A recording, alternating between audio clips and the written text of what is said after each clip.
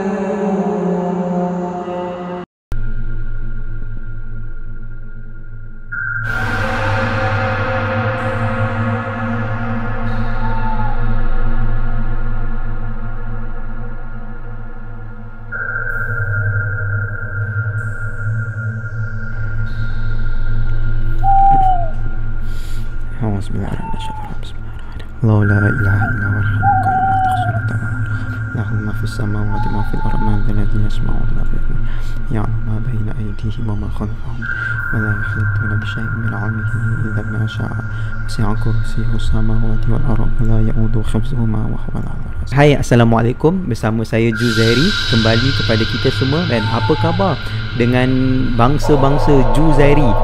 Kan, bangsa-bangsa pula kan. Alhamdulillah, sebelum tu saya nak ucapkan selamat Hari Raya Aidiladha kepada anda semua. Masih belum terlambat. Dan saya nak ucapkan terima kasih kepada saya punya sponsor, salah seorang daripada saya punya subscriber, di mana dia sponsor orang panggil mikrofon. So tak perlulah saya tarik guna earphone, tak payah dah lah kan. Saya akan guna benda ni, dan insyaAllah saya yakin dan percaya benda ni sangat-sangat membantu. And terima kasih banyak-banyak. Sebelum tu juga kepada anda semua yang first time tengok ke dalam channel saya minta jasa sama-sama untuk support saya dengan tekan subscribe dan like button di bawah. Okay, so tanpa buang masa lagi, kita pergi kepada tajuk kita. Okay, di mana dekat dalam tengah-tengah bandar Kuala Lumpur ataupun tengah-tengah bandar Selangor, dan boleh dikatakan lebih spesifik iaitu bandar Shah Alam, di mana seperti mana tajuk kita iaitu rumah banglo sewa RM50 sahaja sebulan.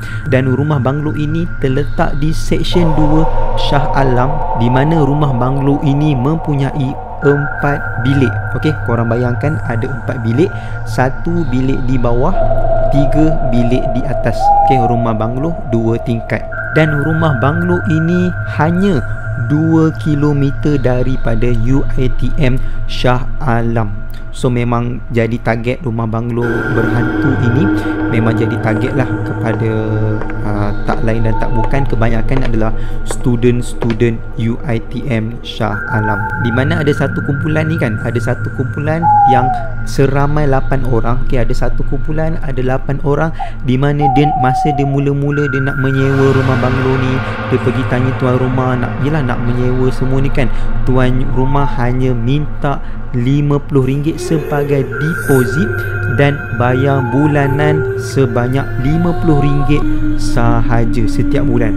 Cuba korang bayangkan, mula-mula kan, korang baru sebagai seorang student dan baru nak masuk ke rumah sewa, survey rumah sewa, tak kisahlah daripada mana kan, daripada pantai timur ke, daripada utara ke, daripada selatan, tiba-tiba menyewa dekat tengah bandar dekat Shah Alam, tiba-tiba rumah sewa tu RM50 sahaja. Mungkin pelik lah kan, asal murah sangat ni. Tapi mungkin diorang fikir positif lah kan, murah sangat ni, apa lagi, peluang terbaik lah. So tak apa buang masa lagi, diorang masuk lah, diorang terus sewa rumah ni. Cuba bayangkan, 8 orang bahagi RM50 sahaja sebulan. Seorang tak sampai dalam belas-belas ringgit sahaja seorang. Tapi tuan rumah cakap bayar RM50 deposit itu, dan bayar setiap bulan RM50 mulai bulan kedua. Okey, bulan pertama kena bayar, tak payah. Bulan kedua dan seterusnya baru start bayar. Sebab apa? Mesti ada sebab. Betul tak? Dan tuan rumah dah warning kepada 8 orang tersebut supaya jangan bawa barang banyak-banyak sebab nanti susah nak pindah. Kan, bayangkan 8 orang dengan kawan-kawan semua kan. Baik, baru nak masuk ni dah cakap jangan bawa banyak, nanti susah nak pindah. Nak pindah ke mana pula sedangkan baru nak masuk? Betul tak? Dan dekat rumah banglo tersebut, sebelah rumah banglo tersebut, dan rumah banglo tu adalah rumah corner lot, rumah yang ujung, terdapat satu pokok besar, pokok kayu ara, satu pokok besar, pokok kayu ara, di mana dia punya ranting tu, ranting pokok dahan dia kan, betul-betul pergi menuju dekat dengan salah satu tingkap dekat sebuah bilik tersebut. Betul-betul dekat tepi tingkap kan. Kalau tengok tepi tingkap tu memang nampaklah dahan betul-betul lalu depan dia. So bila buka tingkap tu memang dahan terus masuk lah. So betul-betul rapat lah. Korang boleh bayangkan kan rapat dia macam mana. Jadi di sinilah bermula kisah yang pertama. Insiden yang pertama di mana pada pukul 10.30 pagi, lepas diorang dah duduk, diorang dah sewa, diorang dah kemas dan sebagainya kan, salah seorang kawan daripada 8 orang ni bernama Azmi, bernama Azmi, dia sakit perut kan. Pukul 10.30 pagi dia sakit perut, dia pergi dekat tandas tingkat bawah lah. Dia duduk bawah kan, dia pergi tingkat tandas tingkat bawah, dia sakit perut. Dan dia tengah lari-lari lah, tengah sakit perut kan. Tiba-tiba dia tengah lari, tengah jalan-jalan, dia nak buka pintu tu, pintu kunci kan, pintu kunci nak buka tandas ni, pintu kunci kan, bunyi dia cap cap cap cap. Dia nak buka pintu kunci, dan masa dia tengah buka kunci, dia tengah nak try buka pintu dia kan, tiba-tiba dia kunci tau. Tengah kunci, dia dengar dekat dalam ada orang macam tarik flash. Ush, kan? Dia tengah tarik flash. Lepas tu dia panggil lah, oi cepat, aku sakit perut ni, tak tahan. Dan kebetulan tandas dekat atas tu pun rosak. So dia cakap cepat, oi buka lah. Lepas tu bila dia jerit, dia cakap, oi aku tak tahan sangat ni. Yelah, lepas dah flash tu diam je dalam tandas kan. Dah marah-marah betul ni, akhirnya pintu tu kan baru kerpam boleh buka. Tapi tak ada orang dekat dalam. Bayangkan, bunyi flash, pintu terkunci. Bila try buka, dah buka pintu, dah nak membuang, tapi tak ada orang langsung. Bila kosong orang dalam tandas, dia pun terkejut lah. Apa pasal kosong tiba-tiba ni? Dia apabila dia pergi ke ruang tamu kan, 7 kawan lain dia semua dekat depan TV, tengah tengok TV lagi. So dekat situ Azmi, insiden yang pertama, Azmi yelah takut lah kan, apa hal ni, tak ada orang ni, tadi macam ada orang pergi ruang tamu, semua dekat ruang tamu. So siapa yang kat tandas tadi?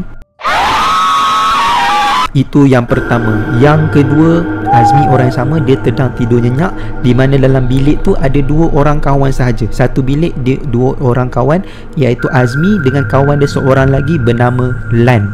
Okey, Azmi tengah sedap tidur nyenyak, tengah tidur nyenyak lah. Tidur nyenyak, best. Tiba-tiba kaki dia ditarik. Kaki dia ditarik sampai jatuh katil. Keretum. Korang dengar jatuh katil, keretum. Bila dia jatuh kan, terkejut dah kan. Dia terbangun. Ush, apa hal ni? Macam mana aku boleh jatuh? Mungkin mimpi buruk kot. Lepas tu dia tengok sebelah, adalah kawan dia. Dia pun macam, alamak tak apa, aku mengigau ni, kena tarik ni, apa hal pula ni. Lepas tu dia turunlah bawah. Dia turun bawah, turun tangga, tengah turun, jalan, turun tangga, turun. Sampai bawah, dia nampak Lan tengah tengok DVD dekat TV, tengah tengok movie dekat TV. Boom. Dia pelik, siapa yang aku nampak tadi dekat atas? Sedangkan kawan dia nampak dekat tengok TV, tengah tengok TV dekat bawah. So siapa yang dekat atas tadi? Dia dah cuak, bulu roma dia dah naik, dia dah rasa seram-seram. Lepas tu dia beranikan diri juga kan, dia naik balik. Mana satu Lan yang sebenar ni kan? Dia naik balik. Bayangkan, dia dah nampak Lan kat bawah, dia naik balik, dia nak tengok siapa yang sebenarnya dia tengok tadi tu.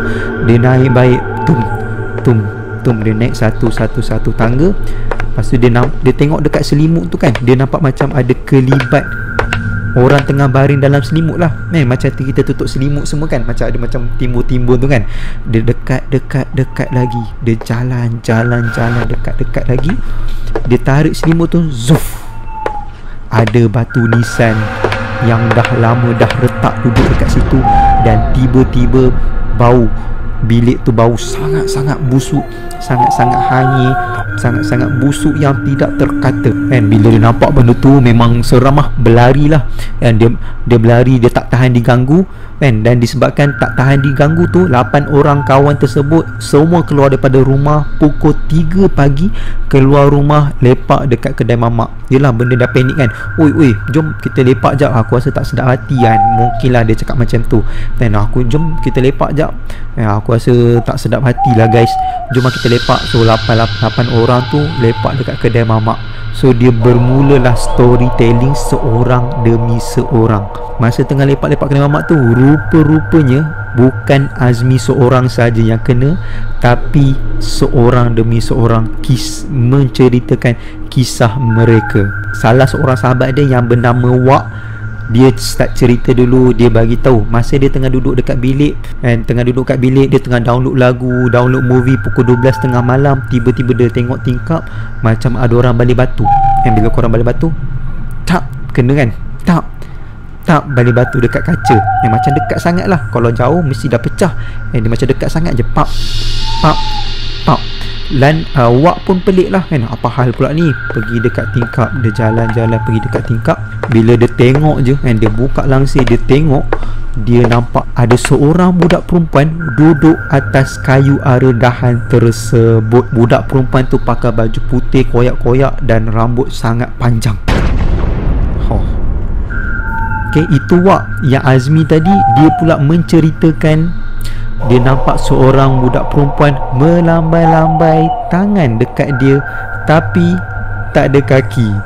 Manakala Sam, salah seorang kawan dia juga, and Sam, dia nampak dekat dinding rumah, dia tergamam, dia terpaku, dia nampak ada hantu dekat dinding rumah.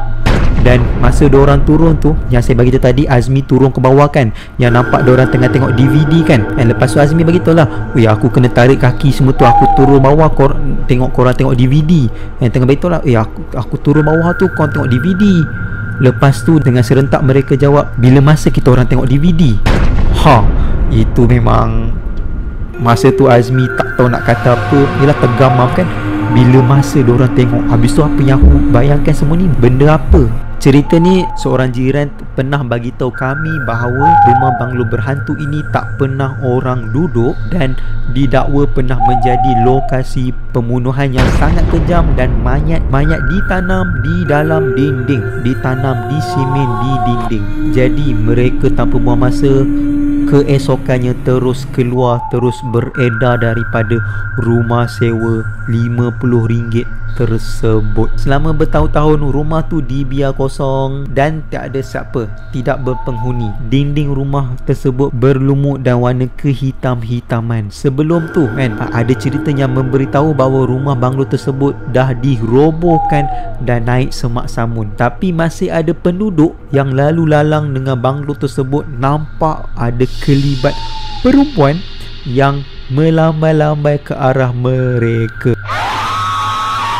Dan dengar cerita rumah banglo itu dibeli oleh seorang warga Mesir untuk dirikan sebagai rumah kanak-kanak antarabangsa. Bagaimanapun ada juga penduduk kan, orang-orang taman dekat situ bagi tahu, menafikan bahawa cerita tu itu semua hanyalah rekaan semata-mata. Tapi sejauh mana dia punya kebenaran? Dan ramai juga penduduk bagi tahu kan bahawa cerita semua ni adalah cerita dongeng sahaja, dan rumah yang dikatakan sebegitu tidak wujud. Jadi itu saja sedikit kisah rumah banglo, rumah sewa RM50 kan. Sebagai kesimpulan, kalau kita sebagai rakyat Malaysia kan, sebagai kesimpulan secara logik lah, kalau kita nak sewa dengan zaman sekarang ni, mungkin RM50 tu sangat-sangat tak logik, dan mesti ada udang di sebalik batu. Apa hal sewa rumah murah sangat ni kan, betul tak? Asal murah sangat ni. Normal kalau dekat Lembah Kelang ni mungkin bilik dalam 200-300, dan kalau rumah tak larilah 1000 dan ke atas. So pastikan anda berjaga-jaga apabila membuat sesuatu keputusan, lagi-lagi rumah yang anda tidak pernah duduk.